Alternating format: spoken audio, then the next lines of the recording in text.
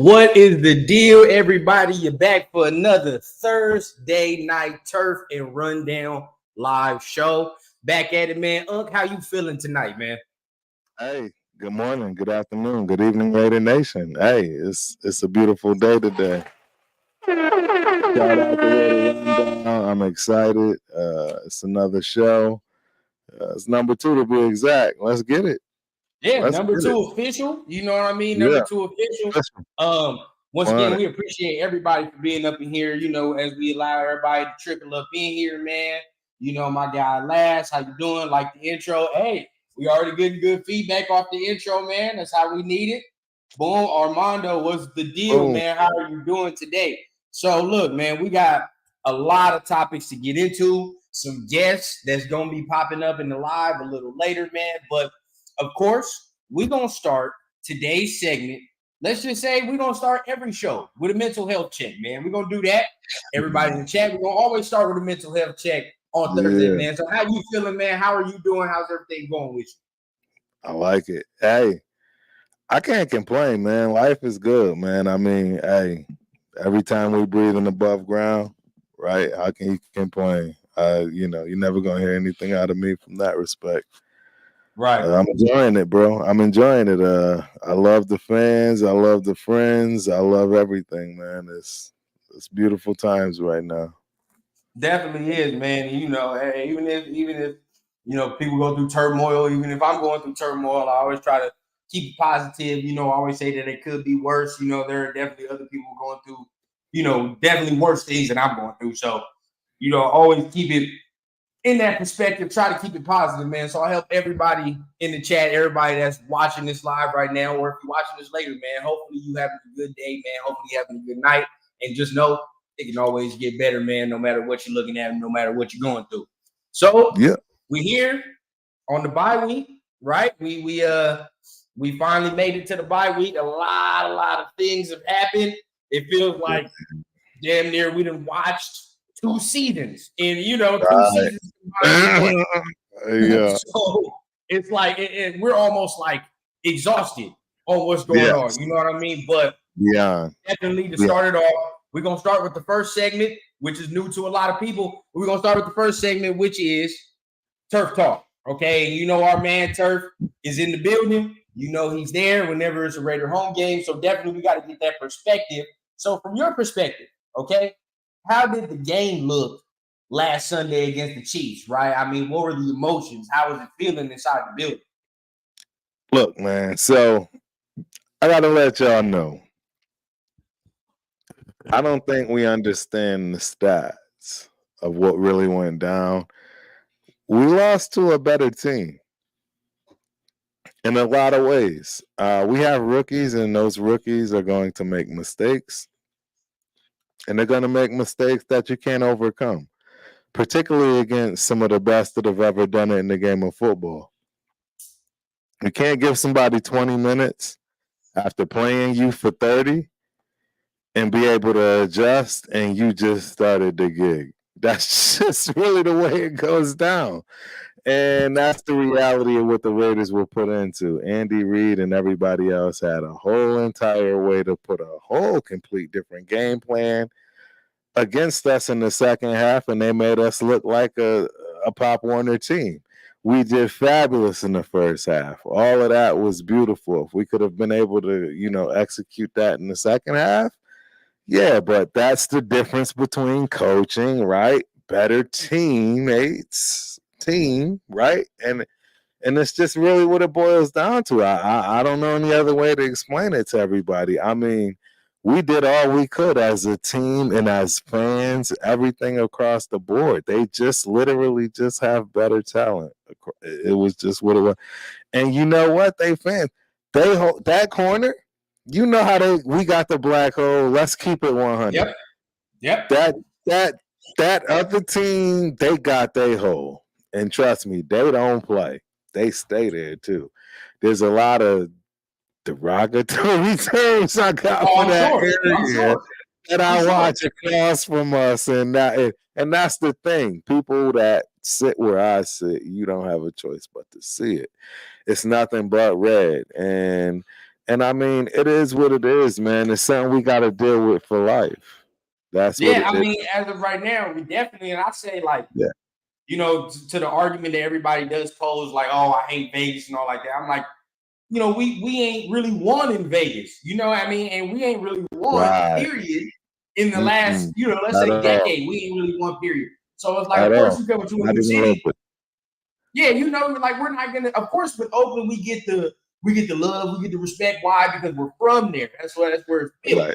But in a new city, you're not gonna automatically get that love, that respect because you're not winning. Like, you know what I mean? You gotta win. So I think if you start winning, that alleviates some of that, let's say disadvantage at home. But I agree, Brett. I think like it was ugly. It was ugly. I know it was ugly for me to watch during the game, even here at my house. You know what I mean? I'm like, you get up 14 points, and then they start coming back. They start inching their way back. It definitely gives you PTSD. It gives you PTSD. It was tough.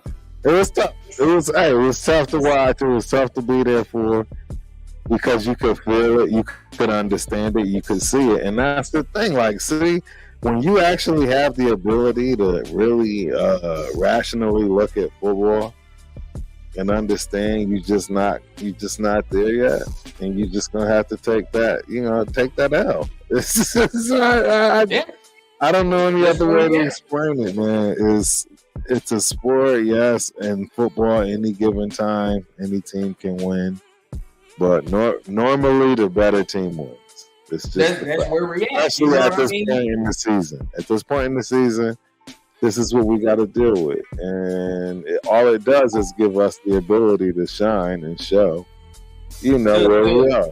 The cream definitely rises to the top in November, December. You know what I mean? That's what happens in this time frame, and I think that we were just a victim of that. And yes, we were riding high, but these last two games have shown me just like what we're lacking. You know what I mean? Like, and I think it's real evident. But that brings us to our next topic, because this is a highly debated topic. Okay, highly debated topic about what we're about to talk about. Because after the game, I saw so many mixed messages, so many mixed signals. It's like this fan base, man, is exhausting sometimes. But next topic we go into, and that would be, how does AP become the full-time head coach?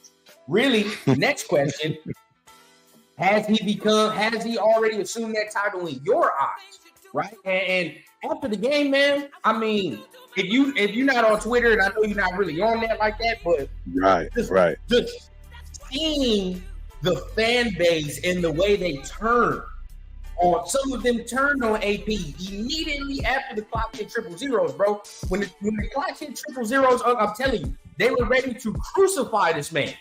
Most people were ready to crucify this man. I want to get your take, okay? Like, what do you think about AP? Has he won the job in your eyes? And if not, what does he need to do to win the full-time head job?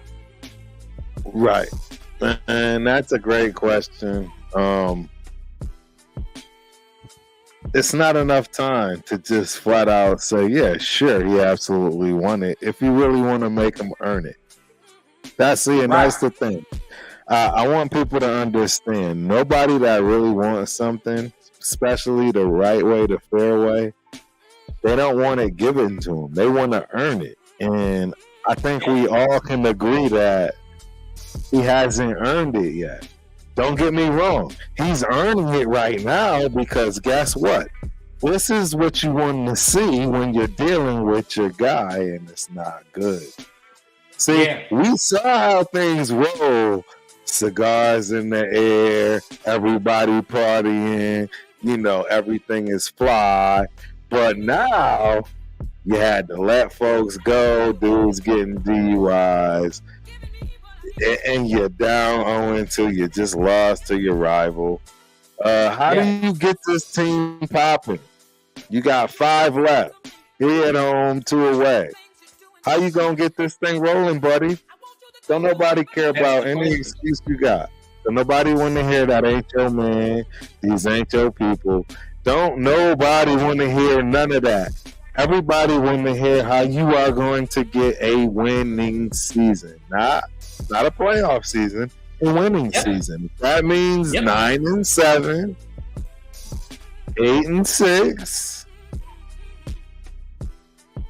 But anything under that, is that acceptable? Is that Raider way? Like, do you have the team to do it? I mean, there's a lot of questions to be answered. I'm confused too, because again, I don't want to give nobody the job. He don't want to be given the job. But is that the end all of be all of how you critique him getting the job? Is it because it's a winning season? Is it because it's a, I don't know. What is the deciding factor? Yeah. What do you say? Me personally, it's like, okay, because this is the thing. If you do go 5-0 in this next game, right? To me, that basically cements pretty much everybody that stays here, or everybody that's in place right now, basically stays. That's just me.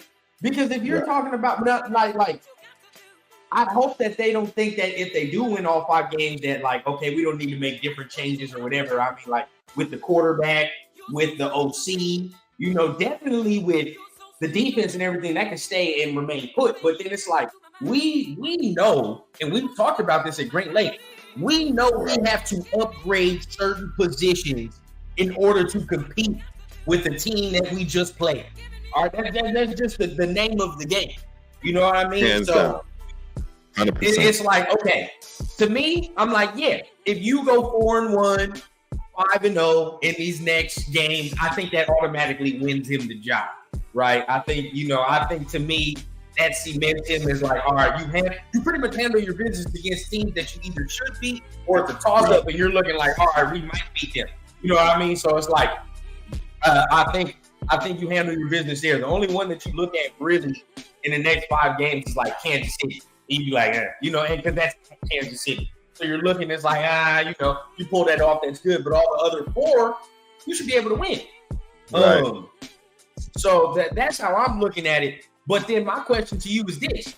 If he does win all these 5 games, of course he stays, but like, does that really hurt the Raiders in the long run? Do you think so? Absolutely not. Not in the long run. Not in the long run at all. The only reason I say that is because your draft position is now worse, right? And then say if you finish 9, say if 9-7 gets you into the playoffs, right? Or was it? It's got to be 9-8, whatever it is, right? Or not 9-8, 10-7, whatever. Say you go 9-8, and that gets you into the playoffs. But you're like, we can upgrade the quarterback position. We can upgrade certain things. Do you still do that? Like that's why I'm saying in the long run, does it hurt to actually get on this winning streak? Now, of course, we want to win, but it's like we gotta look at the future and say, like, all right, like we still need pieces. So what do you think about that? Hey, rundown. Hey, I gotta bring myself to the congregation, bro. Hey, hey, they've been wearing on me, ladies and gentlemen. They've been getting me. Yeah. It's been digging.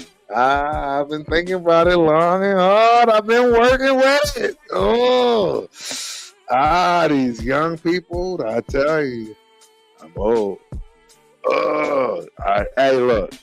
I bring myself to the congregation all the time, and you know what? It's for good reason, and I'm gonna tell them, you know what? You right, Rundown. You're 100% correct. We need a quarterback, bro. We need a quarterback. We need to draft him. Y'all don't know how significant this is, man. This is he's right. He's right. He's right. Disagreement about for a long time. Okay, he's right. I'm trying to get him to see the thing. It's like, he's right. Getting a dynamic signal caller is something you need. You need it. So it's like, right. Oh, this kid is right. He's right. He's right. Right. He's right. Beezy here in the comments, they say Beezy says if he goes 4-1, 5-0, the job is his 100%. I agree. I totally agree. 100%. No, LP is good. I mean, it's just a matter of making ourselves set up for success, and that includes making AP set up for success. That's really what that boils down to. You know, and I definitely like you said something important, man. And I wanna highlight that. Like you said, like he doesn't need to be given this job. He needs to earn the job. You know what I mean? And that's what we're seeing right in front of our eyes as we watch this. Like he's earning the job right before our eyes. And we're going to talk about this article a little later. I don't know if you read it, but the Hondo Carpenter article. Yeah. He was talking about Dave Ziegler. He's talking about, Josh McDaniels. But he also did something on his YouTube.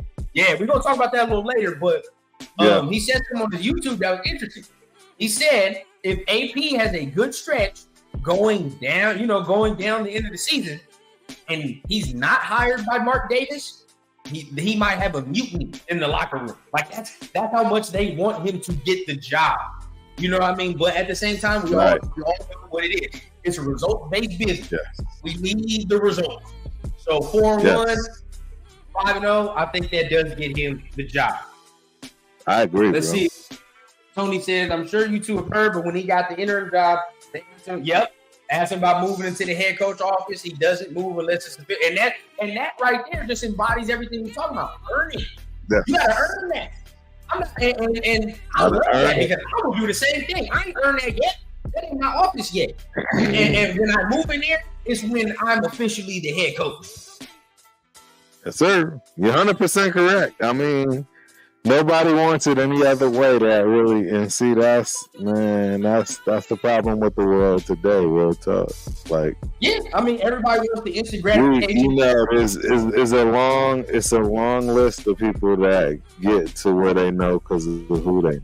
But let's talk about some people that got those credentials. Those people that really dug deep. Got it from the mud, if you will, as they say. It's special. It's different. It's that's like something that. It's what AP did. Yes, it is what's wrong with the world. In my opinion, some parts of what's wrong with the world, right? Of course, and we can get into that all day. Definitely. But I definitely think it's the instant gratification. You know what I mean? Everybody wants the instant gratification. Everybody wants it right now. Everybody wants, the glory. And I'm young enough to be still a victim of it. You know what I mean? I say, how come I don't get certain things? I put this work in or whatever, but it ain't enough work yet. You know what I mean? There's still more to prove. There's still more to do. And that's where we at.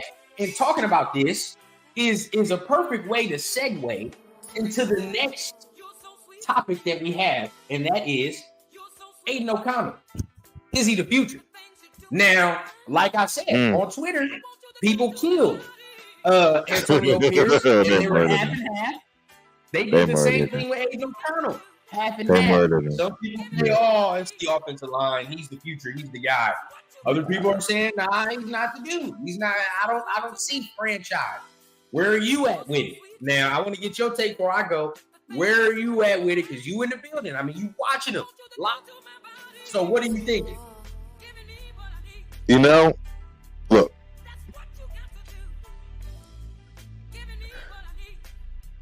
The kid has talent. He just needs the right team around him and the right system, if you will. It's football. Every system fits somebody. Is our system currently something that fits Aiden O'Connell? Probably not. It's gonna be 100. Is any modern system in the NFL going to fit Aiden O'Connell? Probably not. A select few. A very select few. That's probably not. So, that's the problem. Is he somebody that I would consider like a Stidham that would have been able to bridge the gap? Maybe. He's cheap. Hey, I'm gonna just be straight up. He's cheap. He's inexpensive. He's somebody that absolutely takes the game serious. Yep. You can't just, sure, he's lacking in some areas, but he's extraordinary in others. Let's keep it real. Yeah. You can throw the ball anywhere in the goddamn field. So let's not, don't get it twisted. Man, and for all these people that's acting like what we're talking about and critiquing is, the guy is in the NFL. None of us are in the NFL. So, we are just talking what it takes to be there because you know what? Everybody else around him, his peers, not us. So I just want to make sure people get that, Yeah, and I'll say this too. As far as it goes with Aiden O'Connell, this is what I'll say.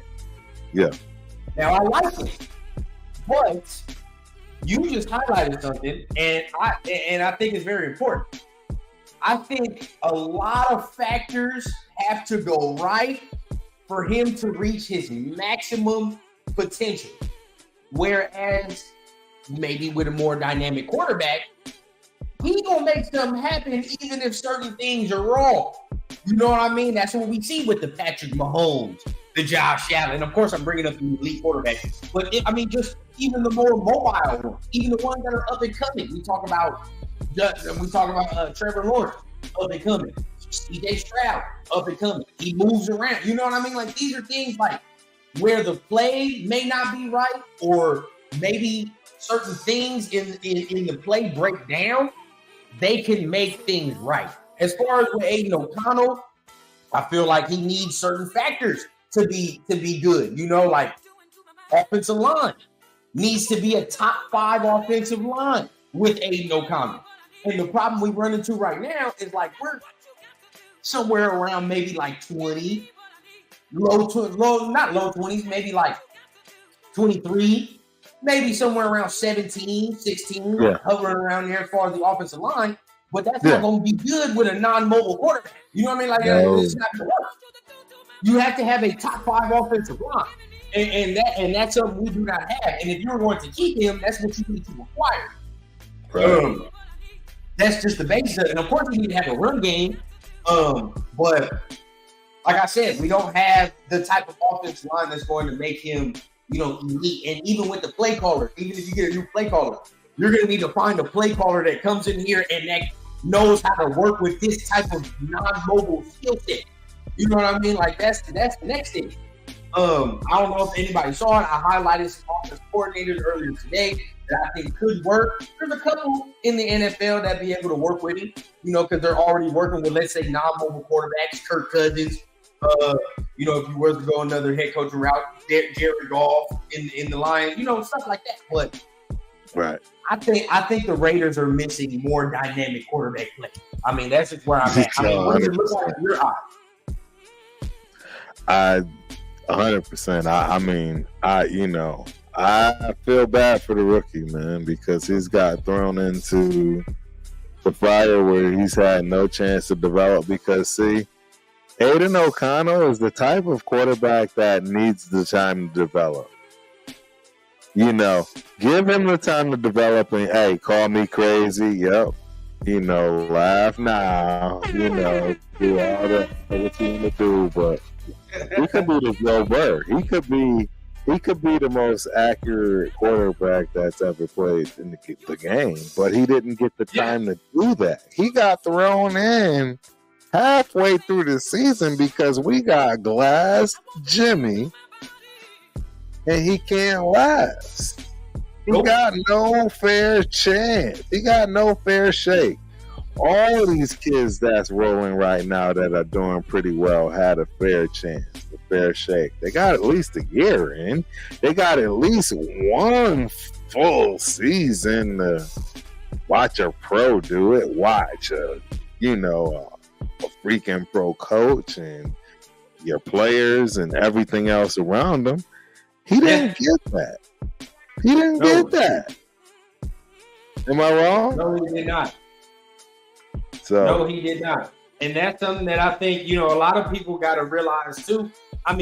Even with the rookies that are starting now, they got a full training camp of knowing that they're the dude. You know what I mean? CJ Stroud, Bryce Young, that's bad, but he still has a full training camp of knowing he's the guy. You know what I mean? Like, we're in a situation where the dude, he gets his head coach fired, no play caller now, and he's on the fly with a play caller that's trying to go week by week. You know what I mean? Like he don't, the play caller don't even have a full playbook to go on. So, like you said, the factors are stacked, but I've seen certain things that make me like, okay, that's good. That's real good. You know, the ball placement when he gets his feet set, the throws. Absolutely. That one with Jacoby Myers, that was deep. I was like, ooh, shit, like that. That was the throw. Sharp. A seed. You know what I mean? But it's forever gonna be what it is right now, and which is limited because he is limited. Right. Not saying that he's not good, but he's limited. And in today's NFL, his limitations will get you beat.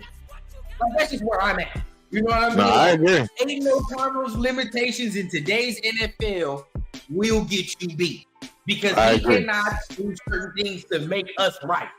You know? Yeah, I agree. And you know what? Before we go any further, ladies and gentlemen, without further ado, Protect the Shield is in the building. My brother. In the building. Protect the Shield is in the building. I want y'all to know this man is making moves. Fact. Right there with him, shoulder to shoulder, side to side. I already told him we got to slow down, man. I'm getting jealous. I'm about to start putting bags on his ankle. Hey, man. He got some fire coming out soon, y'all. So everybody that's in the chat, make sure you subscribing to the homie down there. Hey, he got some fire coming very soon. Hey, I appreciate it, man. Yes, sir.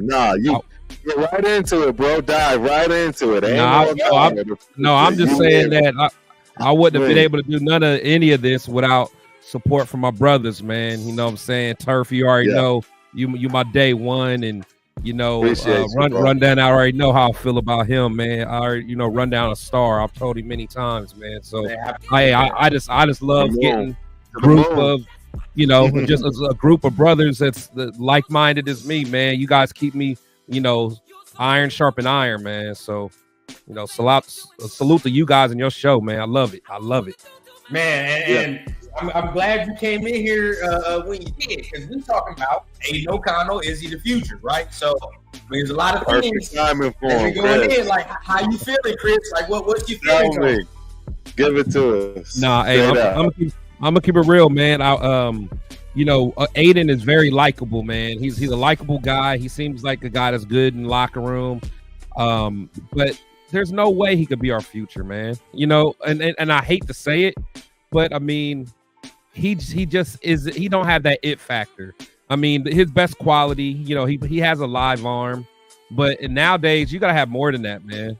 Because at the end of the day, Rundown, we always talk about these quarterbacks have to, for one, help themselves, but they got to help the offensive line too, man. Yeah. I mean, the days are going when you can just sit back there like Dan Marino or Peyton Manning. Like, them days is gone because you got people like Jordan Davis that's a defensive tackle that's 3-something that runs a 4.5, 4.6 or something crazy.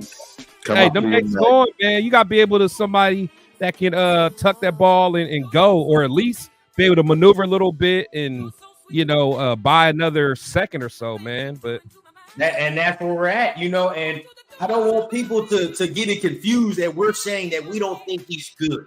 We think he can be good, but like I just said before you joined on here, Chris, I said his limitations get you beat in today's NFL. It's just plain and simple. Absolutely. You know what I mean? Like you said, there's the days of sitting back there and not moving. That's gone. You can't do that with these athletic guys now.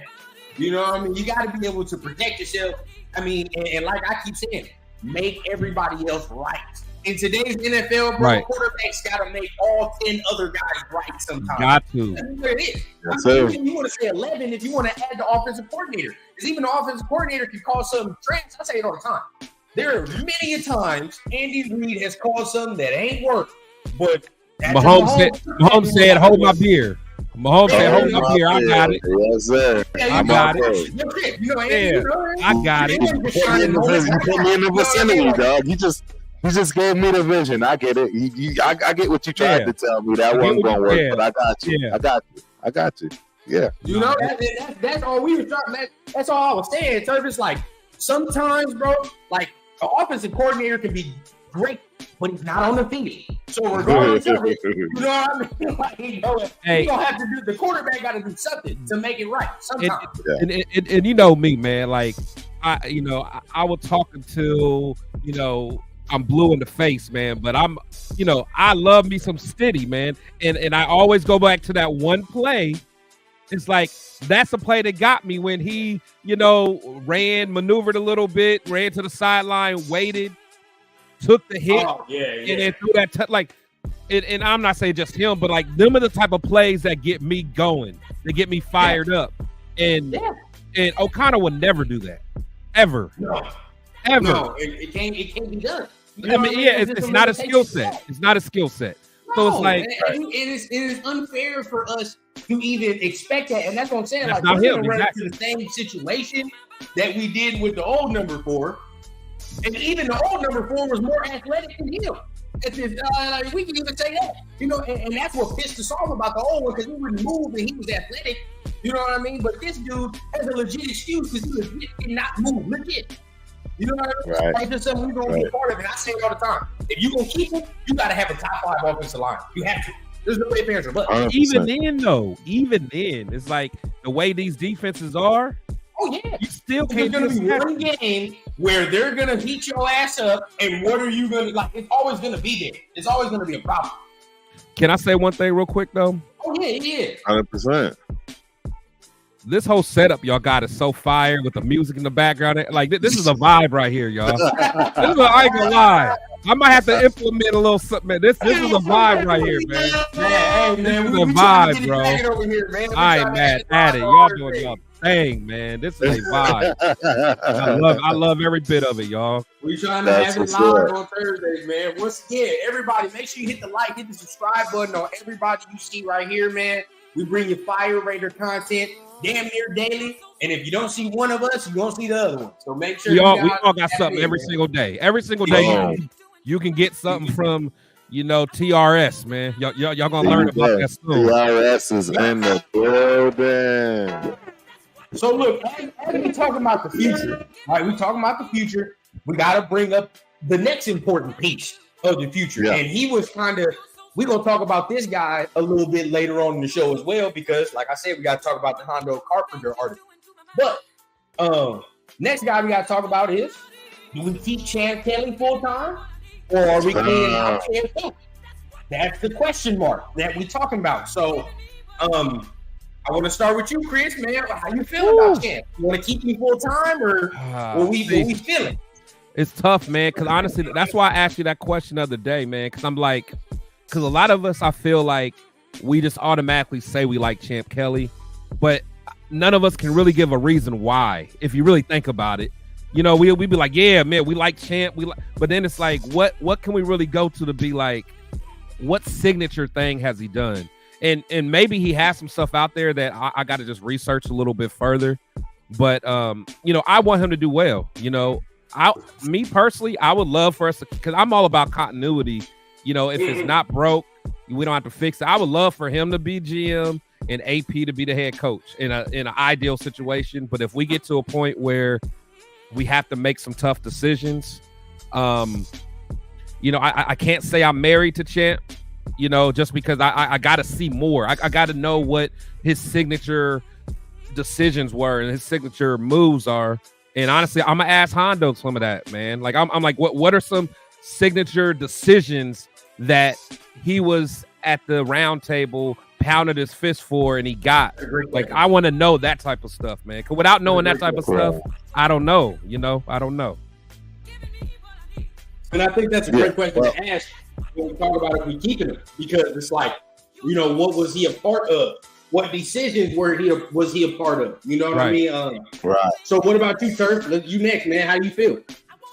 Well, hey, I mean, I was just trying to take a peek at him, and hey, let's look at, Yeah, bring up the stat, man. Hey, Hogan's a stat man on here, man. He's pulling up everything we need.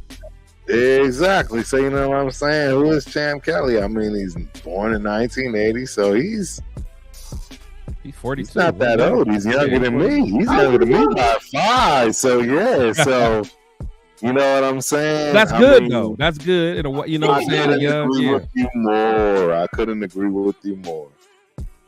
I mean, and me personally, I think after reading today's article, I think answered the question you asked me the other day, Chris, about why I like it. I think reading Hondo's article today kind of answered a little bit on why I think I did like him, because I mean it was really a gut feeling, and I'm like, him and Z were probably like talking on the side, and then Josh, they probably like, Josh doesn't really know what the fuck he's talking about. But you know, like Josh is still gonna overrule. Yeah. But to me, I just think he knows how to evaluate talent. You know what I mean? I think it's in Chicago. Even his stint in Chicago, he was evaluating talent pretty good. You know but that's what I'm saying. This is what I was going to give y'all. I was going, y'all didn't even let me run into it. Yeah, exactly. This man born in 1980, right? I mean, he was the assistant director of player personnel for Chicago from 17 to 21. You know what I mean? But he also worked with Kentucky Horsemen of United Indoor Football and as a general manager, coach, and player. And I just wanted to point that out because I want y'all to understand.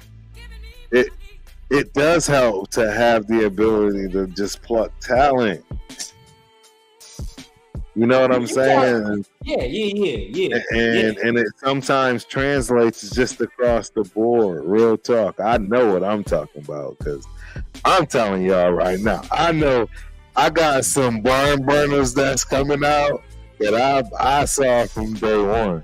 And I know when they come out, I got tape, I got everything. Y'all gonna all want to love to hear what I have to say because I'm telling you, I saw it from 5 years old. I saw it from 5, and I'm telling you right now they burning up everywhere, and I can't wait to divulge these young women and men that I have that's just killing it right now. So I'm just saying, man, Kelly. Yeah, Champ Kelly, he's coming. He's not old. He's coming from a background like you said, Chicago.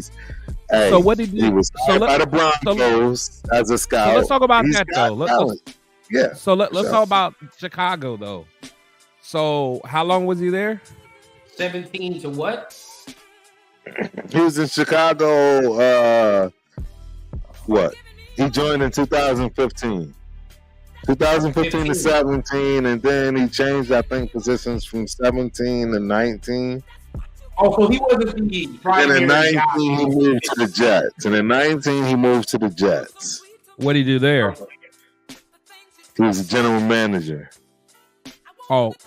Candidate? No. Now, in 2019, he was a candidate for New York general manager search. Now, I say this. In 2017, the years he was there, he was not the manager.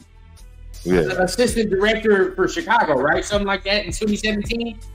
Those are the years. Now, although we can't say, right, I don't think he picked Mitch Trubisky, but Chicago that's what I'm saying. Chicago was making the playoffs stuff. Right, with Mitch Trubisky, and Chicago wasn't a shitty team then. They really weren't. Right. They weren't as bad as they are now. Wait, during what years? Was that Lovey? I mean, because honestly, they haven't been good since Lovey Smith, right? Or am I tripping? No, remember the year Mitch Trubisky was there with Khalil, they was all right. It was pretty good. But they were they weren't crazy. But I'm trying to think, when did Matt go there? Because when did Gruden come in? Matt was there with Mitch Trubisky. Like 19? Yeah. No, before that. Matt was there when Trubisky was there. Okay, but when did we draft Carr? 16? Yeah. No, hell no. Or am I tripping? No, way earlier than that. You tripping way earlier.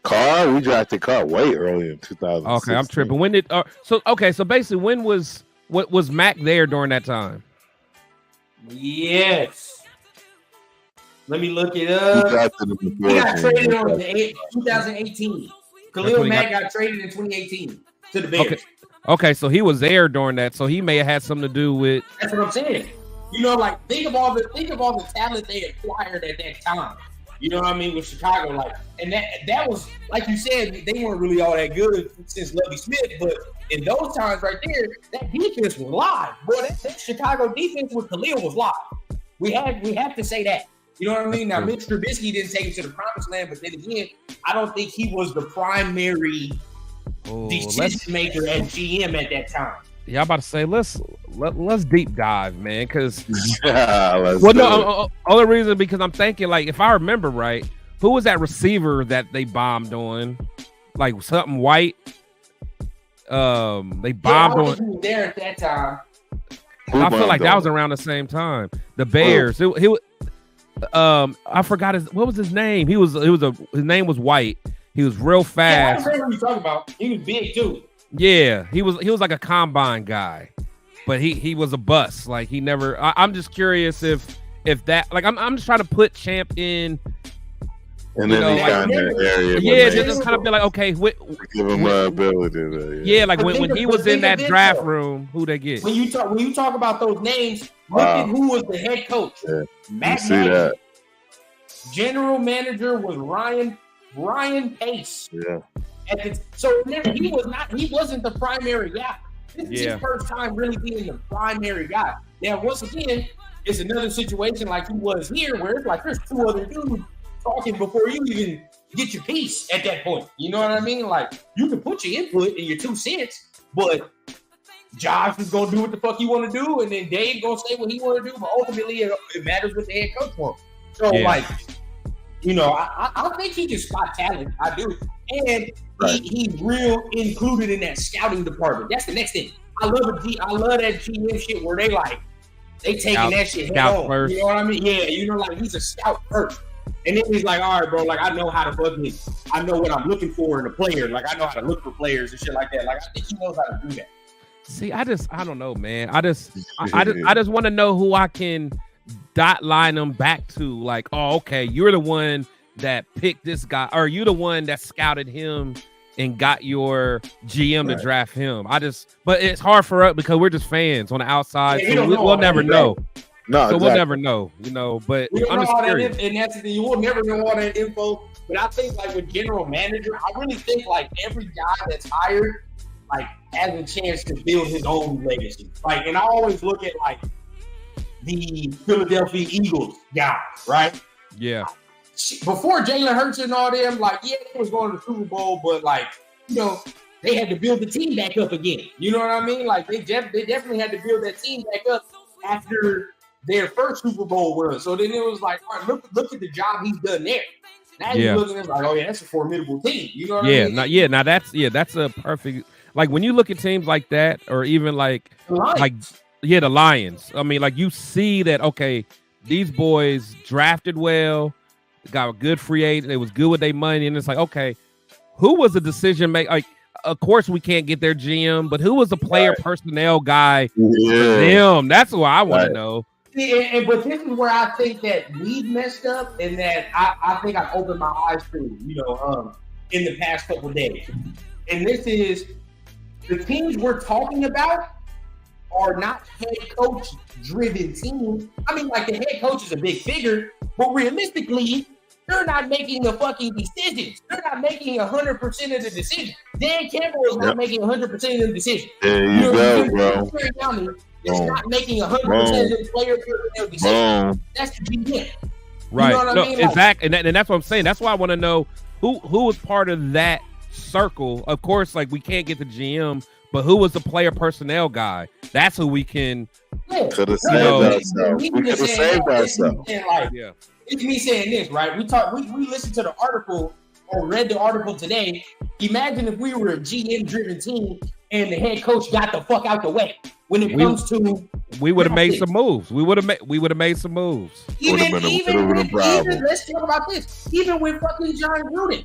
Because me personally, I think Mike Mayock got all them late round picks. Right. I personally think Mike Mayock got all them late round picks. Yeah, if he'd have had Gruden, shut the hell up. I would have tried to ask Hondo that, man.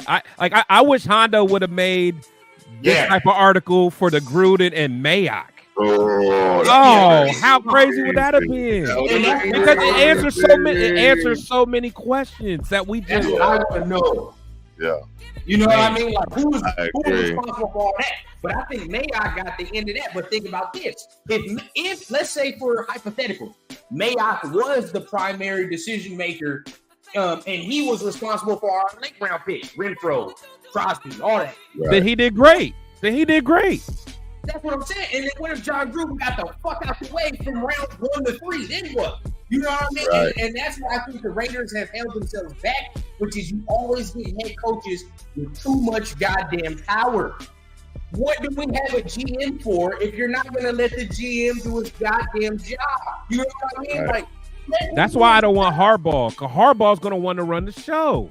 Right. And that's where I'm getting turned off from that too, because I don't want that shit either. You know what I mean? Yeah. Like, we're not at that point where we can have another coach come in here, not know what the hell he's doing and drafting, and then we're stuck behind another 5 years or something like that. You know what I mean? Like, that's where we're going to be.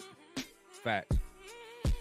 So I'm hoping that, going into it, it's like, all right, bro, if Tim Kelly stays, that's why you want AP to stay, because it's like the continuity's there, like you said, Chris, and it's like, your boy already got continuity in the scouting department. Think of how much scouting he's done already, just in this span.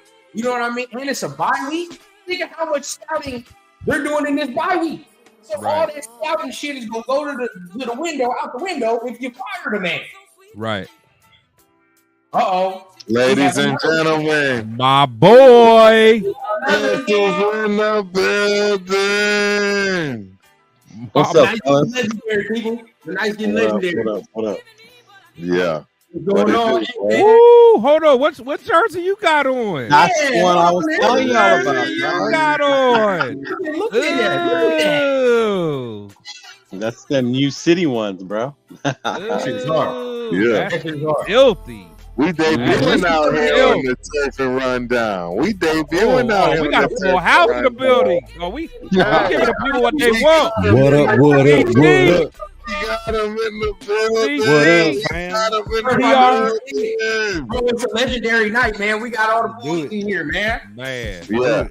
TRS, what's happening? Definitely, man. I'm a moderate so everybody get their little thing to speak on. So I want to hear Leo and I want to hear CT's talk on this, their take on this, right?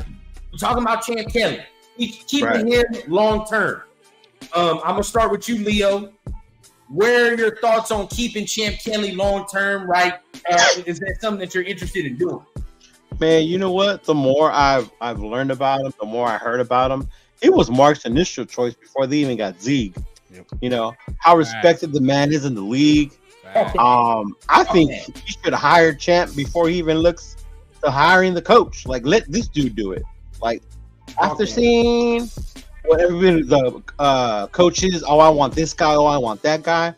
Like, it's time for us to have a GM that's gonna like balance shit out. Like, no, like that's dumb. We need to do this. And to me, I think Champ is the dude, bro. I really do. I really think Champ. I believe in him. And I really think that that's what Mark is going to hire as the GM, brother. Me too. Yeah. Mm-hmm. Where you at, CT, man? Where you at? I'm vibing right now. This is music, but hey, that's what I was saying. That's what I was saying.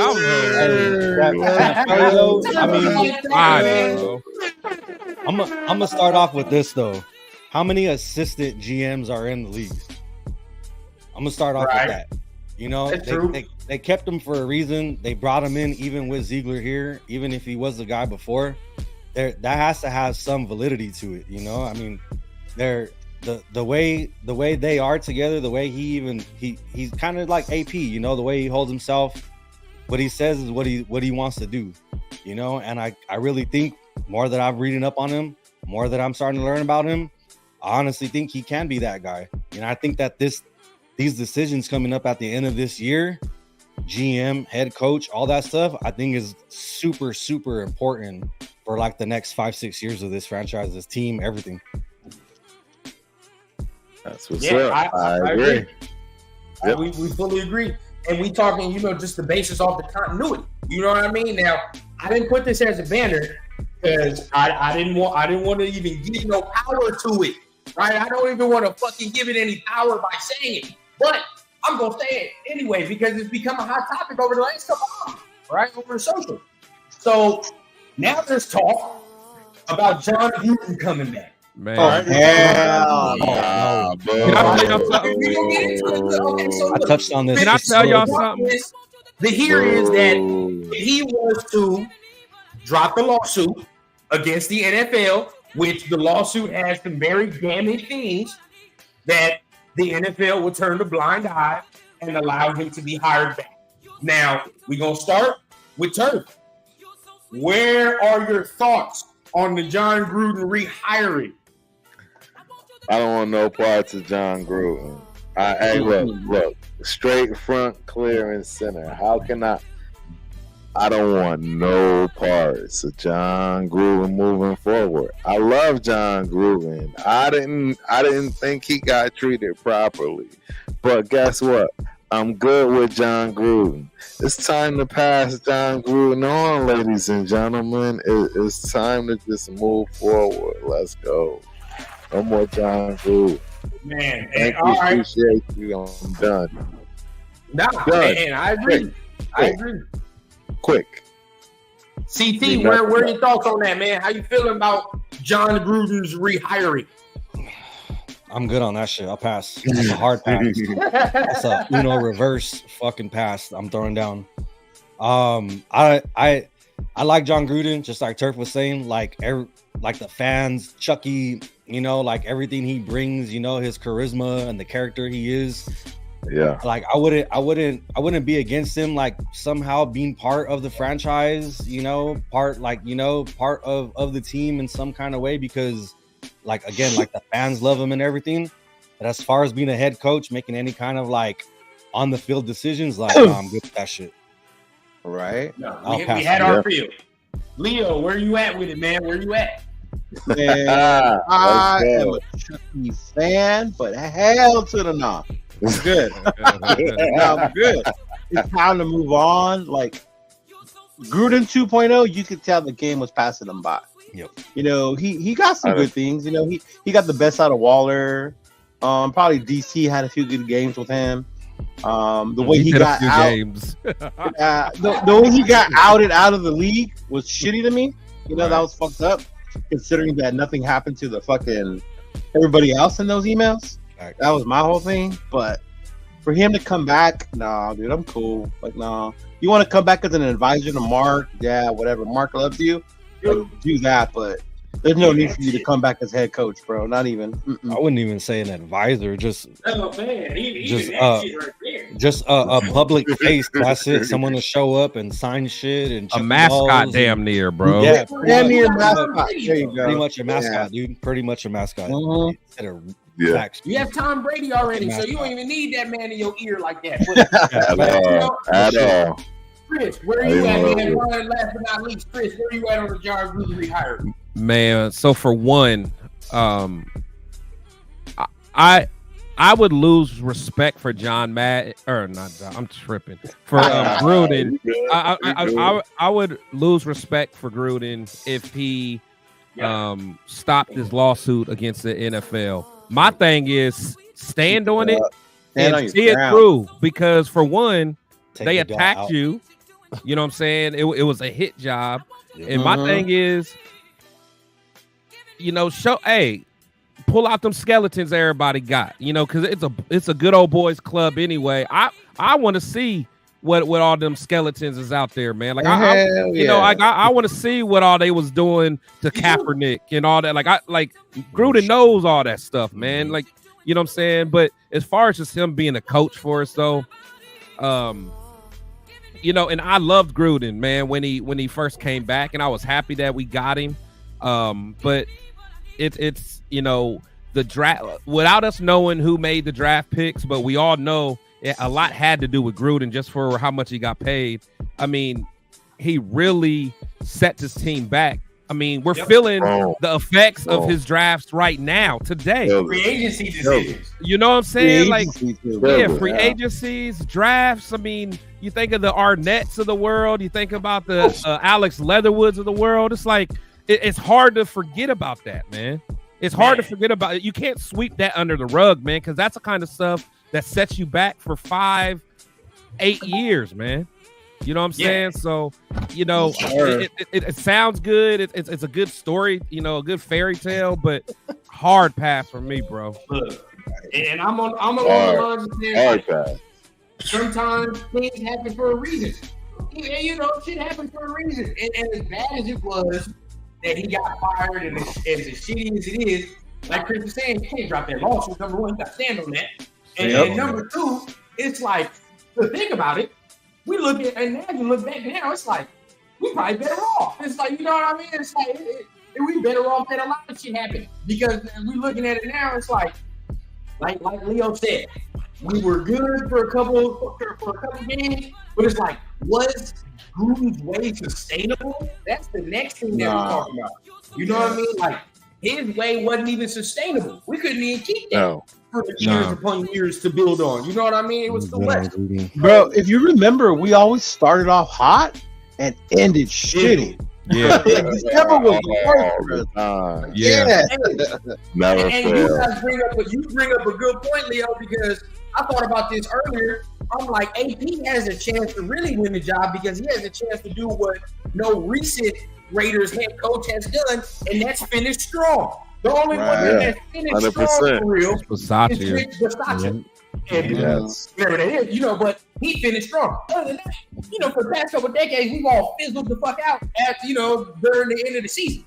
So if he can have us finish strong, that's something that's going to be huge. But I mean, I asked her. I think, you know, Chris already answered it, but Leo, you know, CT, you're gonna start with CT, man. How you feel about AP being the full coach? Has he earned it in your eyes? What does he need to do? Right. I mean, honestly, if I could, I would say I want to see how he finishes out the season. You know, everything that I felt and everything that the nation's felt and us as fans and the team and everything. If I had to answer right now, I would say yeah. But at the end of the day, I still want to see what, you know, how he's going to finish the season, you know, how he's going to, you know, everything, how we're going to come off the bye week, you know, close out. I mean, if we're going to make any adjustments in the second half, keep these leads, everything like that, you know. So I really want to see how we really finish everything out. But if I had to answer right now and me being comfortable with my answer, I would say, yeah, everything that he's done, the vibe, the feeling, everything he's brought back. The players play hard for him. They believe in him. I just think we're a few pieces away, like a more experienced offensive coordinator, better offensive coordinator, better playbook, and a better quarterback. Leo, where you at? I like AP. I like him, but he's still young, brand new head coach. You know, it's only his fourth game. From what I've seen, this is his job to lose or to earn, either way. First 4 games, he won the 2 games he was supposed to, lost the 2 games that nobody thought he would win anyway, right? We were good in the Dolphin game. The KC one got away from us. I think it all depends on how he finishes. But my whole thing is I don't want them to get caught up in, because I know we got to go through the hiring process, but I don't want them to get caught up on like, oh, AP's our guy, so we don't have to worry about it. Like, nah, like I want to see Champ doing these research about what coaches are going to come, who's interested in coming to Vegas. Like Vegas is a hot spot to come and be the new coach in. You know what I mean? Like they got money. They got look at how many primetime games we were on despite our record. Like I like it, but for me right now, I like AP. To say hire him, I wouldn't be mad, but at the same time, I want to see how he finishes because we're a mid team. We're playing mid teams coming up, with the exception of KC one more time, and see how we fare up against these teams that we're supposed to be mid with, and see how if those players really want him there, they will show it on the field. And they'll still respond. They'll still respond. I agree. Yeah. And I want everybody to realize, you know what I mean? I mean, most people that's in here, you know, you can hear you say it already, even people in the chat. But even if we get a new head coach and somebody that's never been a head coach before, i.e. a Ben Johnson, somebody like that, all the things that we're annoyed at AP with right now, we probably gonna see the same goddamn thing. learning clock situational awareness, learning how to use timeouts. You know what I mean? Just the difference is that he will be coming in, let's say Ben Johnson will be coming in as an experienced coordinator already. So your boy already has an offense and has already done certain things that AP didn't even do at the NFL level for it. You know what I mean? Didn't even really do because he was a linebacker coach. As a linebacker coach, you don't really have that much power during on Sundays except over your group, over who you coach. So I mean that's where I'm at. But I mean, is there any? Let's start with you, Chris. Is there any head coaching candidates you would be interested in if it wasn't AP? That's tough, man. It's tough. I think if it wasn't AP, I would probably want to give one of them coordinators a shot as far as whether it's somebody from that Eagles tree or somebody from that Lions tree. To be honest, I don't think I want like a retread.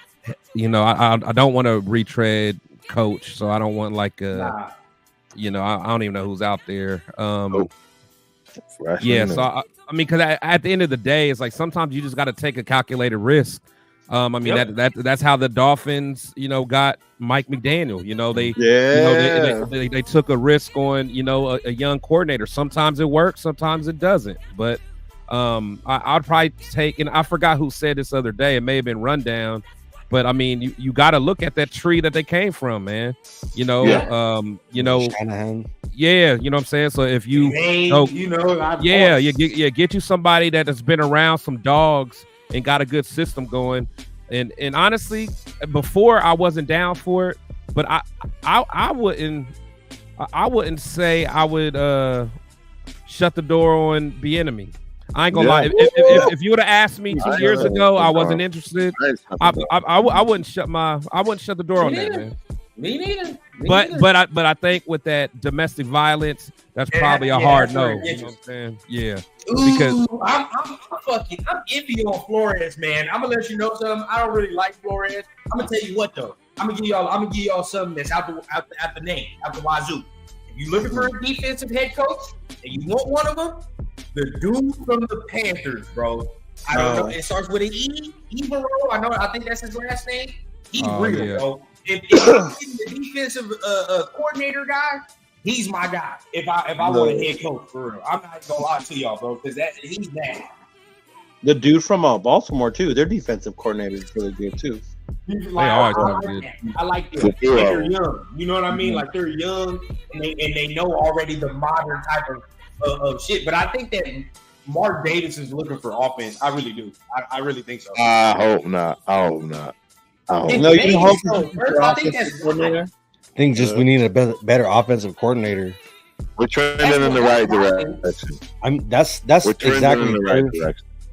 That's my fear of getting a new head coach is that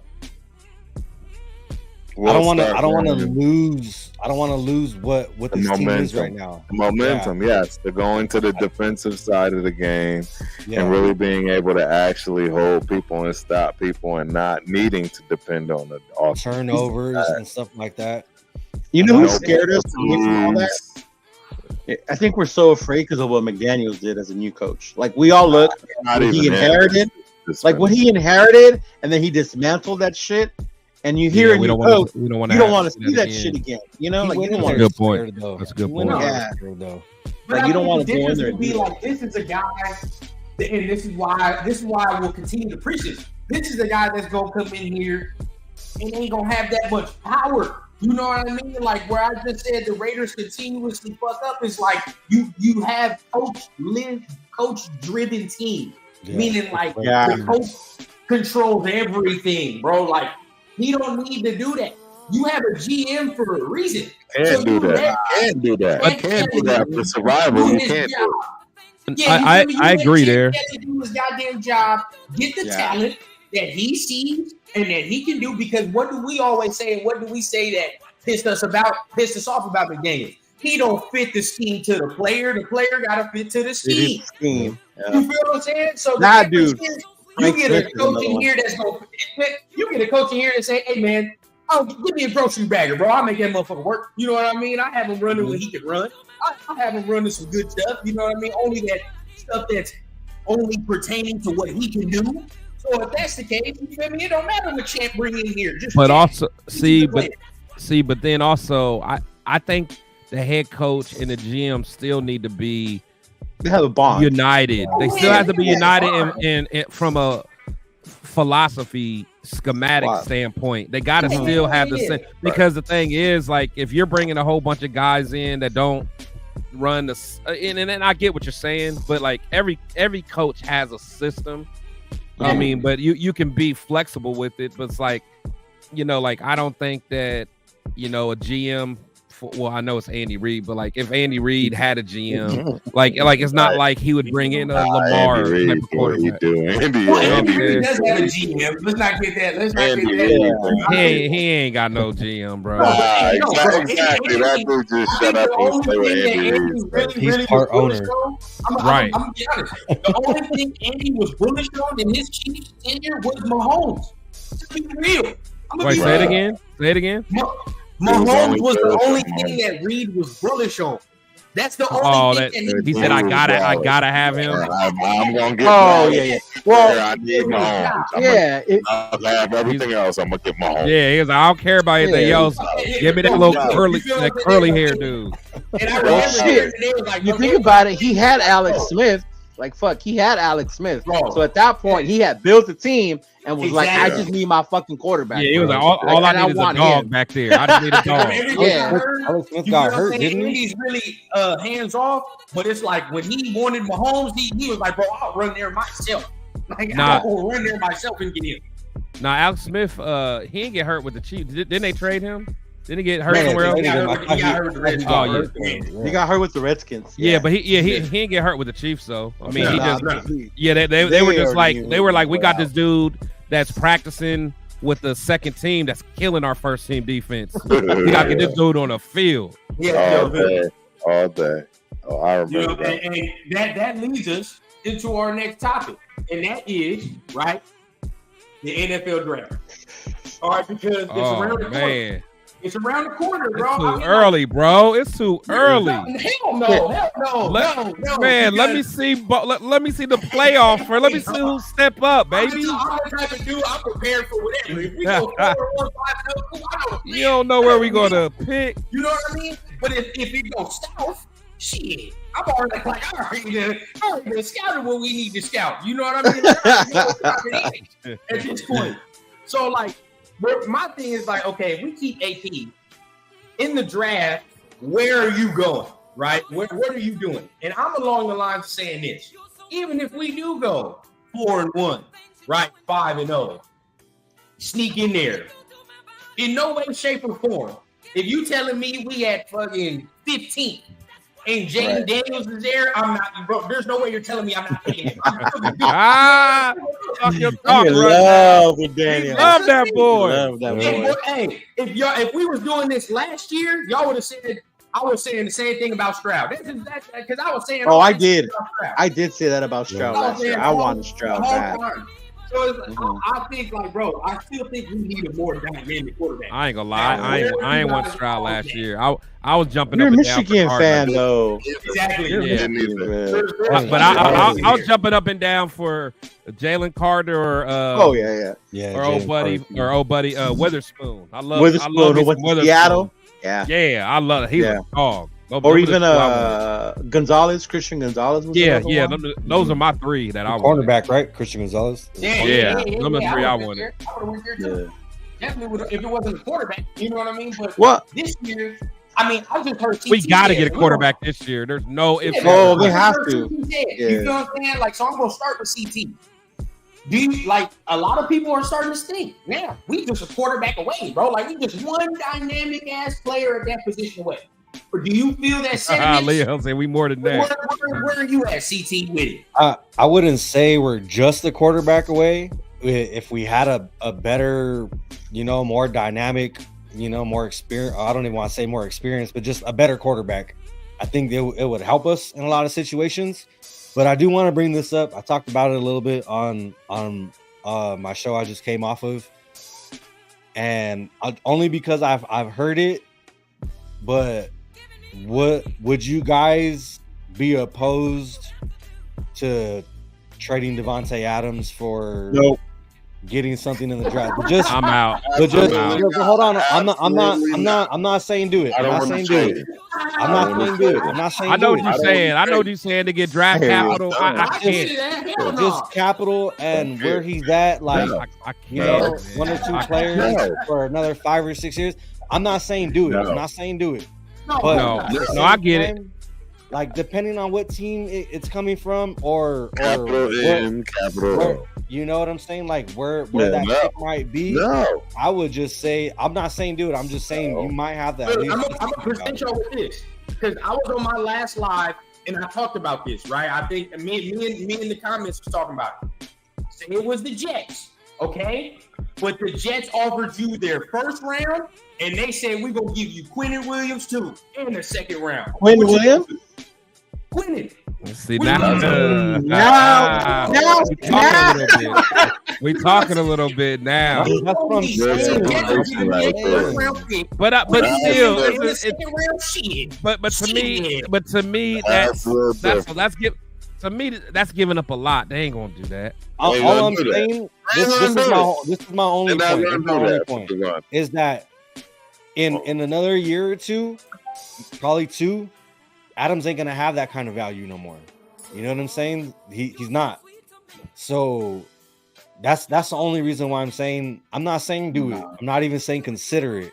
I'm just saying if the team that it's coming from offers you a first and a second in the same draft, or maybe a player and a good player and a second. All I'm saying is this. My whole point is that Adams, he ain't gonna have that value in 2-3 years. And I get it. I get it. You know, that's my only point. Where you at with it? Here's my whole thing. We'll go with the Adams thing, right? My whole thing is like, you talked about, are we a quarterback away from being an elite team, right? Say the rookie we do get is good. Now you have Adams, which you can use these next 2 years while he's still in his prime to help elevate that rookie, to help elevate that QB. You think about the early fucking DC days. Who did he have to throw to once Crabtree and Cooper left? Nobody. You know, now we have these 2 top receiving core. Like, I'm cool with that. My whole thing with that is like, I know people are like, oh, we need draft capital. I think that all depends on where this team goes with the coach and its offensive coordinator. The look they're gonna go for, the style of offense they're gonna want, right? That's another thing I wanted to talk about too. Do I think we should draft a quarterback? I think so. We've had this discussion before, right? But then there's a lot of quarterbacks in this draft, so I don't know where. The reason I say it's too early, because last year I wasn't sold on Stroud around this time. I didn't get sold on Stroud till I saw him play against Georgia in that bowl game, and Georgia's no punk. And the way he was up and down on that team, this boy got it. 100%. You know, I agree. So that's why right now, quarterback wise, like I'm waiting till tomorrow where I see Knicks against Penix. Like see those 2 against one another. Like, woo, like I'm waiting for that. You know, but I still think we need more skill guys though. Like I would say the trenches. I agree. We need the inside of our offensive line, the inside of our defensive line. Yeah. Like if we can build that up instead of like having rotational guys, like how they set up, like have some good impact players. I saw when you said Quinnen Williams, I was like, ooh, I'm gonna have to think about that one because that boy's a. And that's the only thing I said is because the only way I trade Devontae is if you give me another player in return that I know is gonna give me immediate production. That's it. That's the only way. It's absolutely the only way. I don't even want 2 draft. I don't even want 2 number 1s for him. Why? Because draft picks are a toss up, and that's especially with us. No idea. Yeah, you feel me? Especially with us, man. I know what he gonna do next to Max. Right. You know what I'm saying? Next to Max Crosby, we gonna eat. That's where I'm at. So it's like if you give me that type of haul, I'm gonna fuck around and think about it, and I might do it. But it has to be that type of haul, though. It can't be nothing less than that, though. See, but not even. Why would we trade up for Marvin Harrison? Why would we do that if we don't have a quarterback? Yeah. Marvin Harrison is going to go. He doesn't go one or two. He's going to go one or two. No, he's going one or two. Yeah, he's going one. Nah.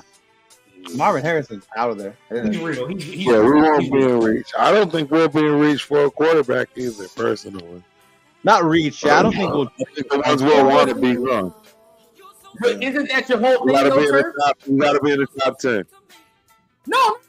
No, I'm back on that because that was ain't that your whole thing, Turf? I mean, Kansas City got Mahomes at 15.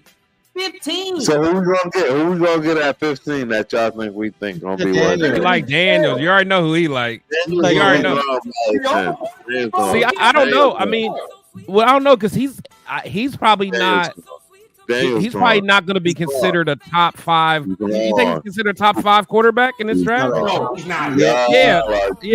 Four guys will go before him. Maybe 4 guys will go before him.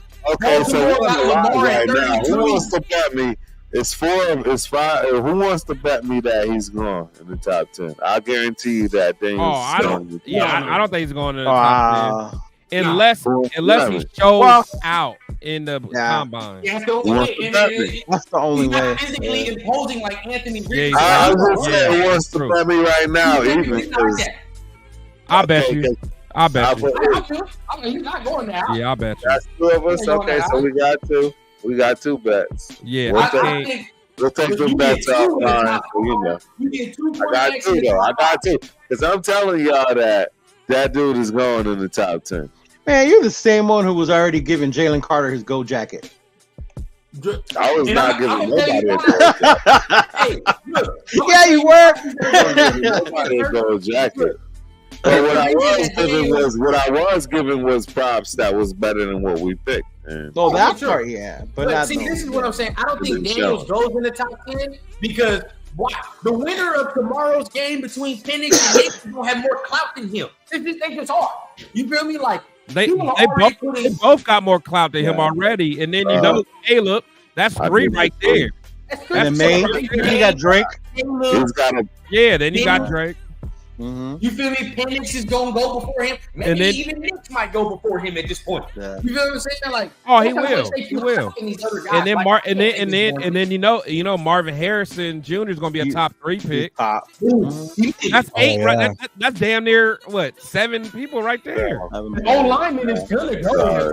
Yeah, the left tackle. I don't see y'all's dream. I don't see y'all's dream. I'm sorry, Daniels is gonna be good. Especially with Chicago having 2 top picks, you know, they have 2 because they get Carolinas and they have their own. They gonna trade out of that. They gonna trade out. Hey, we got 2 out of this. 5 people on the panel. We got I'll be collecting my money because he'll be a top 10. He'll be top 10 picking. We're all gonna have this moment. And then the if the Raiders are picking them, I'll tell you that shit. All right. If we're in the top 10, we will pick him. If we are in the top 10, you hit it right on the head because that's somebody that AP is going to actually want. He already showed that. What if we're at like 12, 13? Would you trade up to get Daniels in 10? Why? For what? No? You got to give up too much. No, because you're saying he's got to be a 10, right? I don't want to do that for nobody. I don't want to do that for I don't think we got enough draft to I don't want to do that for nobody. No, I don't want to trade nothing. Trading up for a quarterback never works. Exactly. Being tough for it works for the Giants. Run down the green or something. Wait. It worked for the Giants. Eli Manning. They got to give him sauce and like a first or a second. That's a lot. Ain't no one doing that. Not even on Madden. See, even Madden will tell you no on that one. Hey, but you know what though? You know when I think about Adams though, and I guess I do have to kind of take a step back. The way his contract is set up. Yes, Mr. Raider Nation, right? We damn near. I'm only gonna have him for another year or so anyway. Just how his contract, because I forgot what it goes up. It goes up to is ridiculous. Yeah, it goes up to like quarterback number. You damn near. You know what I'm saying? 40 million a year and shit. Yeah, something crazy. So like, we're either gonna have to at that point we're restructure. Restructure or end up trading them and stuff. Anyway. But honestly, I don't.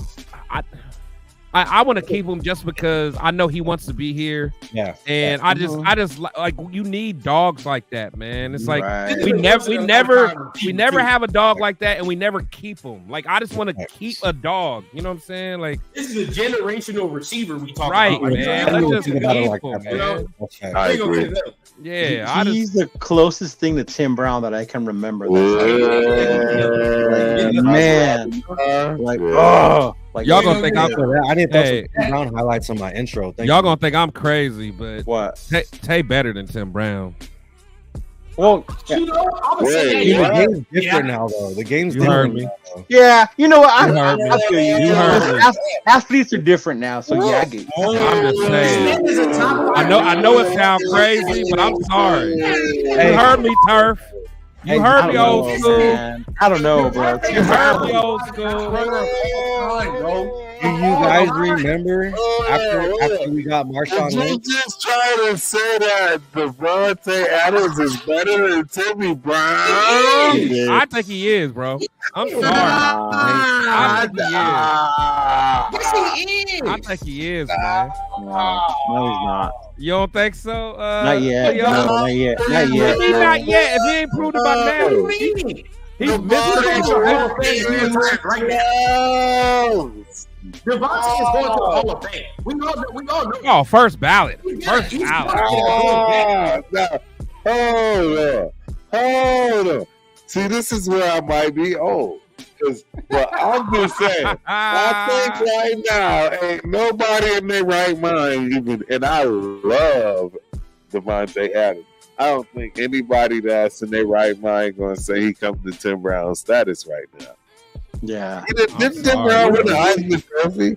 Then what did it like Tim Brown? Like, yo, are y'all serious? Are y'all serious? I'm dead serious, bro. I'm gonna just say I'm gonna stick to what I said. I think they're both really good. I think the game is just different. See, but when I hear the game's different, then I picture Tim Brown with these rules, bro. Yeah, He would go off even more. No, that's not what I was saying. That's not what I was saying. What I was saying is like back then it was more you saw a lot more passing and stuff like that, you know? It wasn't You see more passing now. Yeah, more passing now. Tim Brown is such a typical name too. And guess who's the first person to pop up? It's like, are y'all crazy? Hey, what's wrong with y'all? I'm not gonna say he's good. I've met Tim Brown, so I'm not gonna say so Devontae Adams and they ain't no punk. But Devontae Adams ain't go to Notre Dame, dog. Devontae Adams. Hey, no, I mean, we ain't talking about college, bro. Yeah, This man is a top 5 route runner in the history. All of it. No, Devontae Adams is the top 5 route runner in the history of that position, bro. He ain't Tim Brown, so then that means Tim Brown is the top 4. This man is catches and touchdowns and yards, and return yards. And, do you know how far Devontae is from this? He's not that far from breaking another guy's all-time touchdown rate. Bro, He's not Tim Brown's not stupid. I'm sorry. 15,000 yards, bro. The career stats. Yeah, he got 1,100 receptions. Yo, y'all tripping. Compare him. Hold on. Yeah, compare him if it's so I don't different. know what y'all talking about, bro. Yeah, like y'all laughing and stuff, but Devontae Adams. everybody says stop it, no comparison. No, Let's you're look right. it up. You're right. Ready? Right. That's what I'm doing. I'm doing the exact same thing. Devontae got 10,000 yards, 800 receptions. Okay. Right? Tim Brown played until he was your age. Tim Brown had 14,000 yards. He said he played. Bro, I'm sorry. I don't care what y'all say. I know I'm old, but I think y'all done lost your cotton picking mind, as they used to say. Y'all done lost every bit of everything trying to. Well, and I love. See, and that's the thing. That's where I think we really out of touch. Do y'all, Tim Brown? Tim Brown. Hey, man, did we win Brown?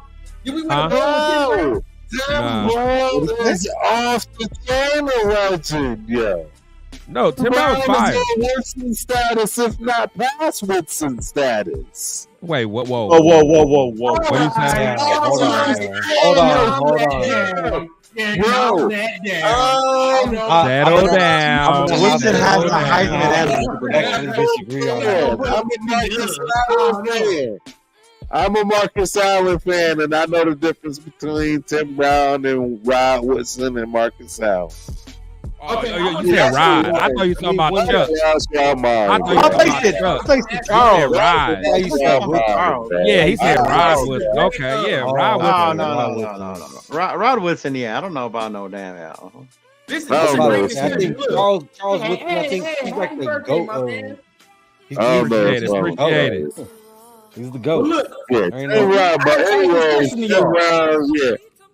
Bro. Who's your greatest Raider ever? I want to start with Turf because Turf is bullet. Who's the greatest Raider ever to you? For me, it's Marcus Allen. You already know. Hey, look, bro. I mean, I need to get on my soapbox. You know what I'm saying? So listen, I want y'all to understand this, like through and through. Real talk. I was 7 years old. I'm 48 years old, born in 75. And, you know, I'll never forget Marcus Allen playing the Redskins in the Super Bowl, 72-yarder, one side to the other. I literally did the same exact thing in Pop Warner the next week, if not that day, game, whatever it was, because I saw it. I knew I would never beat him in that style of run. I knew that. I was a completely different running back, but guess what? It's why that thing right there is, you know, look, football comes first. I'm not drunk. Football comes first, bro. Football comes first, bro. But bottom line is, hey, that's my joint right there. You know what I'm saying? It's Raider Nation first and foremost before. Hey, Mr. Raider Nation forgets that Tim Brown left to go be a Buccaneer. So Chris seen turf drunk, so I might have to believe him. Come on, Chris, I ain't drunk. Yeah, you know that. That's what I'm saying. Who's next? Who's next to tell you their best Raider? Who's the greatest Raider, man?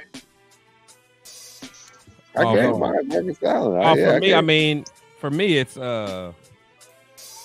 you know, it's Woodson. You know what I'm saying? Because I grew up watching him. He's from Ohio, went to Michigan. You know, I watched him, you know, young and watching him grew up. That's just my favorite player, man. I mean, to me, it's not even close. But and honestly, and then my second favorite, but he's more of a urban legend, is Bo Jackson. You didn't give me a second because that would be my second. Yeah, so that's kind of where I'm at. But yeah, I mean, but I get it. Like Tim, like someone like Leo being from LA and like, you know what I'm saying? Like Tim probably just hit different for y'all, but he sure Tim was cool, man. But it's like, I don't know, man. Tim. Yeah, Tim is crazy. Tim was cold, man. I know Mr. Raider is on there. I'm sorry.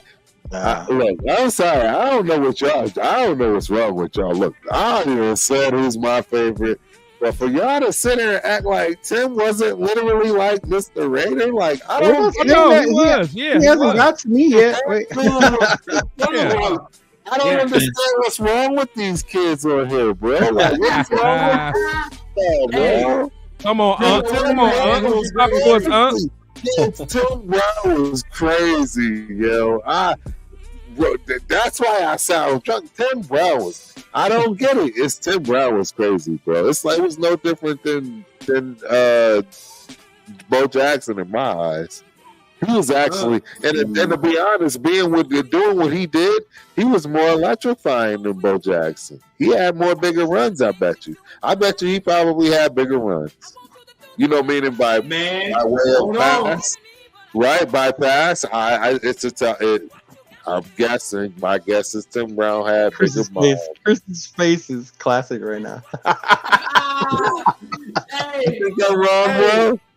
You think I'm Where wrong with you that? at, man? Where you at? Man,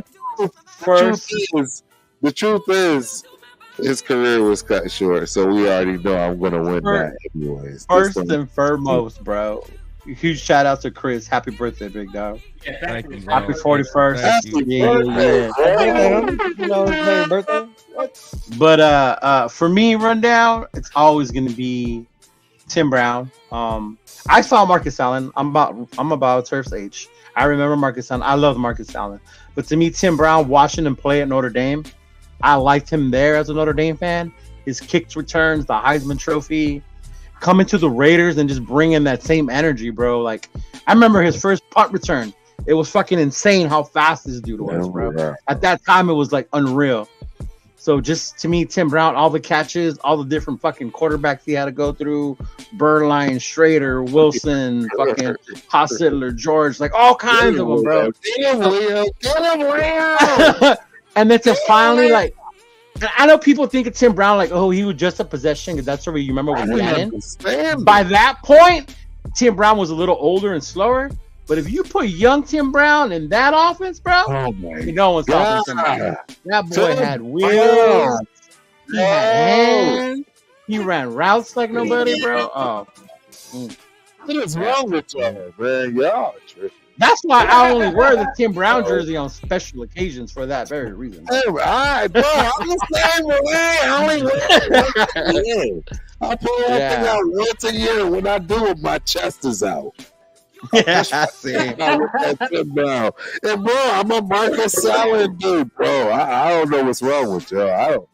I don't get it. Bro, what's up, bro? Where you at, man? Who's your favorite? Who's your favorite Raider? Who's the greatest Raider?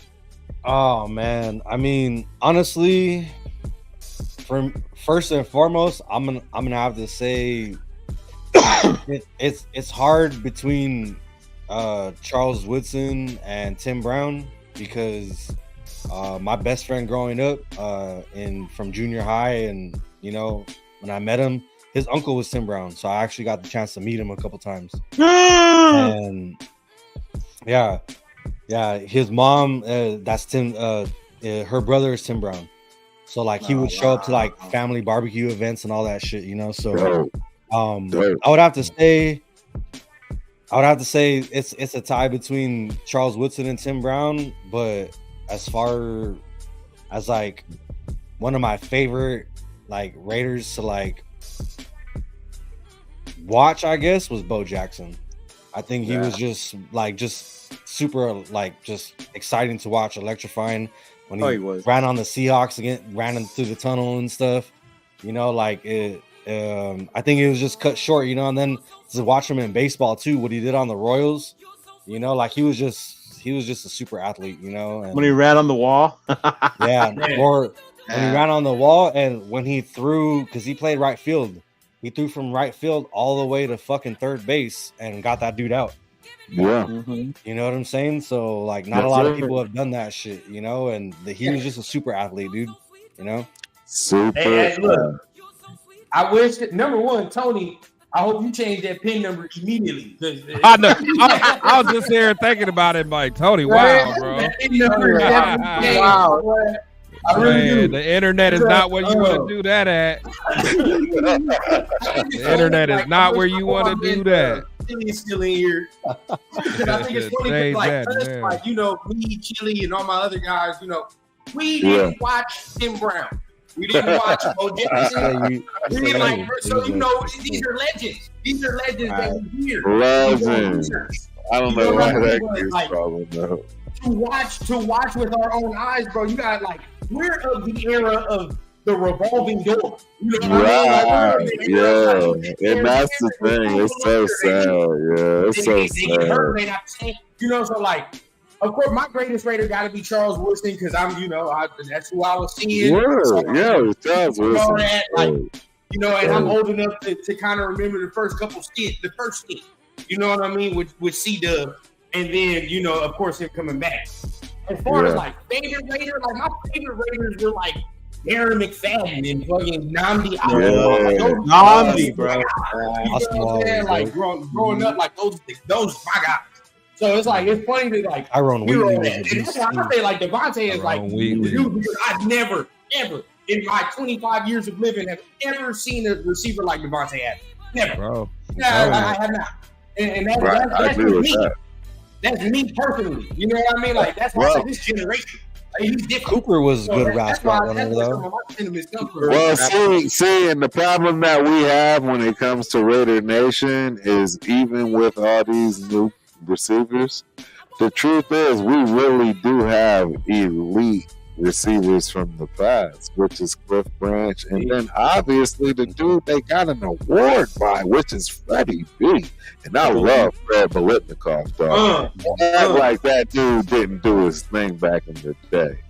You know what I'm saying? For their time, what they did, that's you know what I mean. They did what they did, and if you try to correlate that to these times, then you now talking about these other dudes that's not on our team that's putting up bigger numbers. I'm just it's the revolving door. You know what I mean? Like, I agree, exactly right. It's that revolving door. I'm just saying. My man Chili right here, man. Like that's my guy. See, he's 16. You know what I'm saying? Like we don't know. Oh man, I like my nephew. These are like urban legends. Don't even remember the Yeah. Bo Jackson and shit. Like we don't know none of that. So that's just crazy. That's crazy. Hey, CT, you're talking about the Bo Jackson highlight. I know everybody always watches that Seahawks game, but you too when he played the Lions on Monday Night Football versus Barry Sanders. That fucking showdown, bro. Those two running backs were the best. Yeah. Oh my God! Talk about what was that dude's name on the Seahawks? That fucking linebacker, Bosworth. You don't know Bosworth. The thing with Bosworth was all like media hype, his self promotion hype. He wasn't even really that fucking good. No, he wasn't that good. Yeah, he was like, he was like the way they were talking about him, he was Tony Manziel. He was like a name like that. Like he just marketed himself well. He had a haircut. He never was the same after that, man. Fucking Bo Jackson put him. But hey, fellas, man, I'm about to step out, man. I had a great time with y'all. I'm about to go, get a couple shots in, and then get ready for my Hondo interview, man. Hey, everybody was in here. Got you, CT. I got you on that thing, Chris. Yeah, I appreciate it. Everybody in here, man. Make sure y'all, follow me, man, just so y'all can see the daggone interview I'm doing with Hondo Carpenter, man. Make sure you come check me out, and just know, man, we real fans over here. There's a lot of content creators out here biting people's style, man. Just know we originators. I got a whole crew right here. It's my brothers, man. The Raiders Syndicate, man. You know what I'm saying? You gonna hear about us, man. We just getting started. But just follow me, man. And I'm make sure I take care of y'all with that interview, man. Peace, y'all.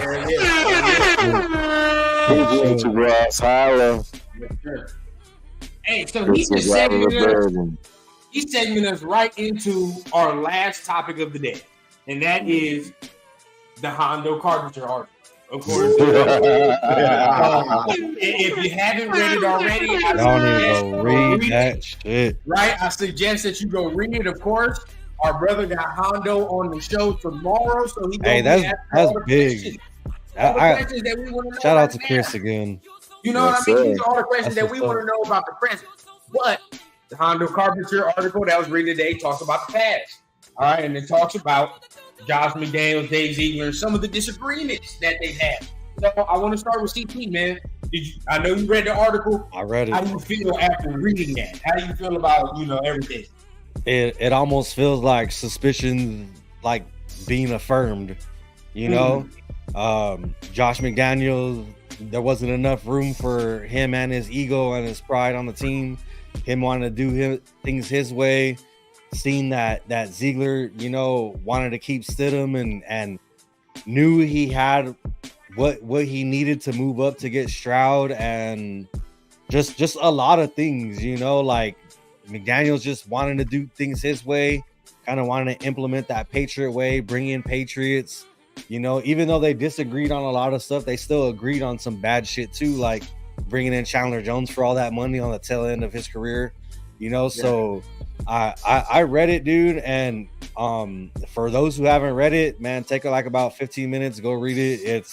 It's a really great read. He gives you 10 things that they disagreed on, and like I said, it was almost like suspicions come true. You know, McDaniels, wasn't enough room for him and his ego, and he went into this job scared, like afraid of losing his job. Like that, how are you going to be successful when the whole time you're thinking about scared of losing? You know, like that shit's a mindset, dude. You know, being a leader, being successful, being all that shit. You know, like you got to believe in yourself and all that shit. You got to believe in the people around you and everything. And he's going in every day. Every time he sees fucking Mark Davis, he's fucking tensing up and getting nervous because he's scared of losing his job like he did in Denver.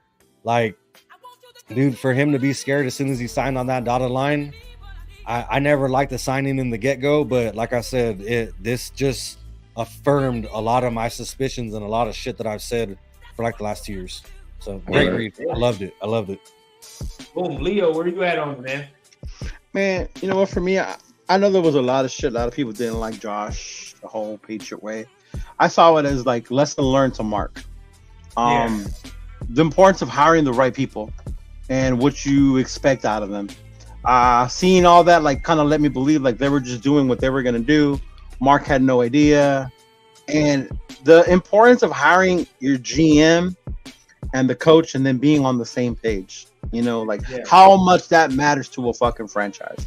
Like you look at the successful franchises that have been recently, like the Eagles, they have a good GM, they bring in the right players.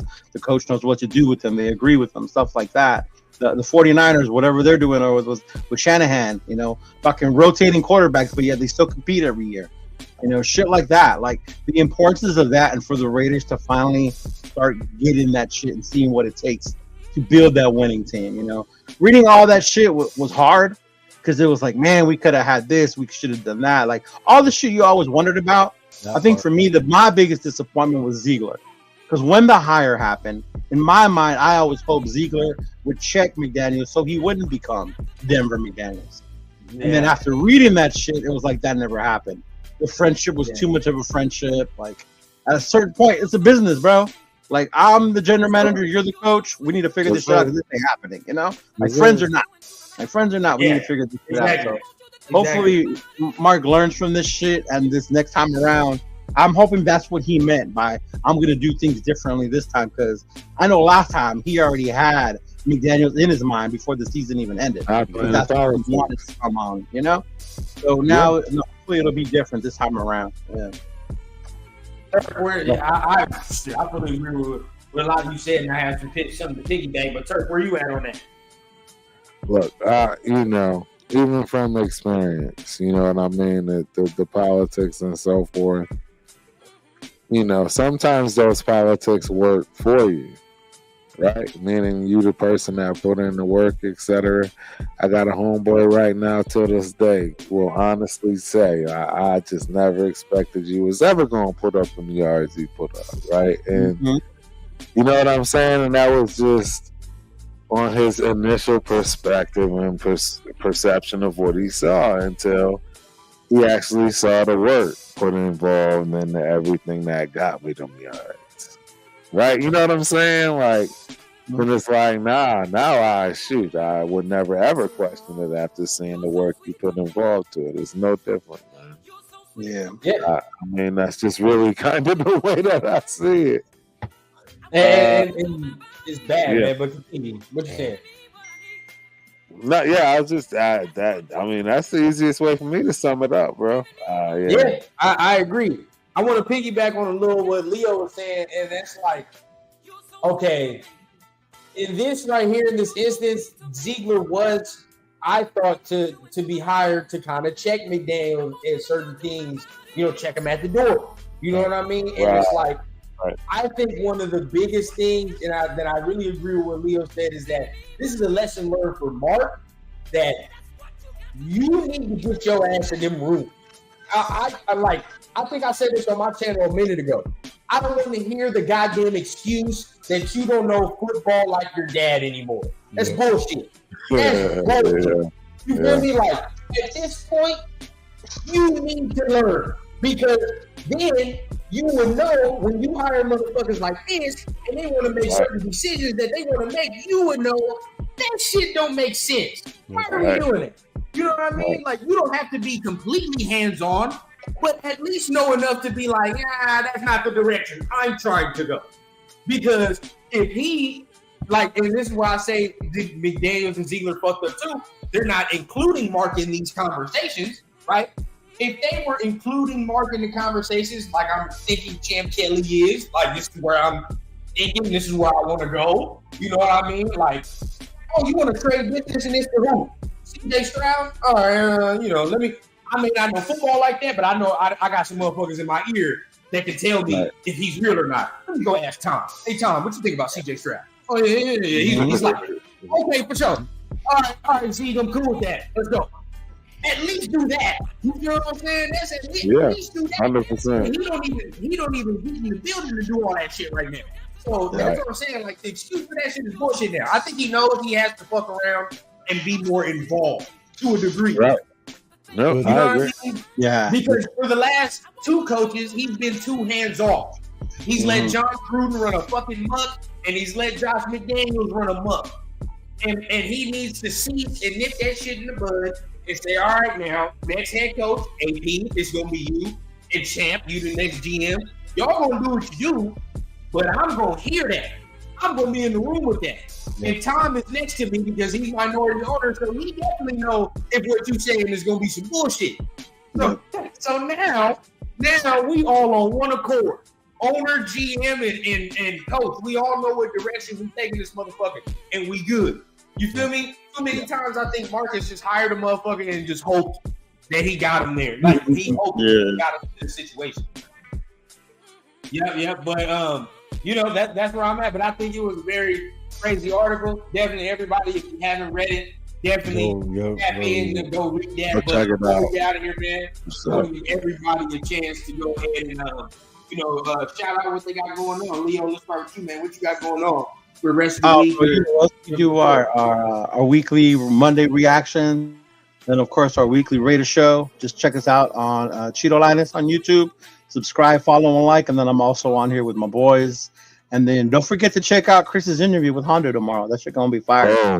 Check the Shield podcast. Share the shit out of that. Yep. Trying to get more likes and views than them biters and them haters over there, them fake ass. Hey, you know what it is. Man, but the real always gonna prevail. The real content always gonna show itself. Yep. You know what I mean? But CT, what you got going on, man, for the rest of the week or whatever you got going on in the future? Well, if you guys don't know, me and Rundown do a pre-game, halftime, and after-game instant reaction whenever there is a game. That. Did you guys go on during the pre-game? Yeah, we did a pre-game, halftime, and we did an end game. Yeah. So we're gonna try to keep that up for the rest of the season and hopefully for the future. You know what I'm saying? I have a good time doing that.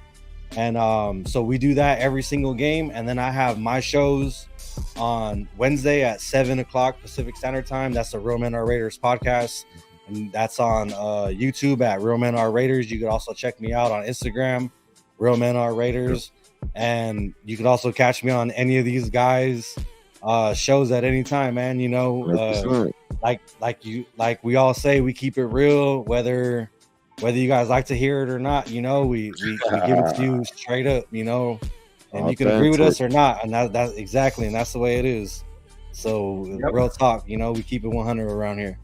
Appreciate y'all. Yeah. Yes, sir. All right. And you know, that's pretty much it, man. That's all we got for you tonight.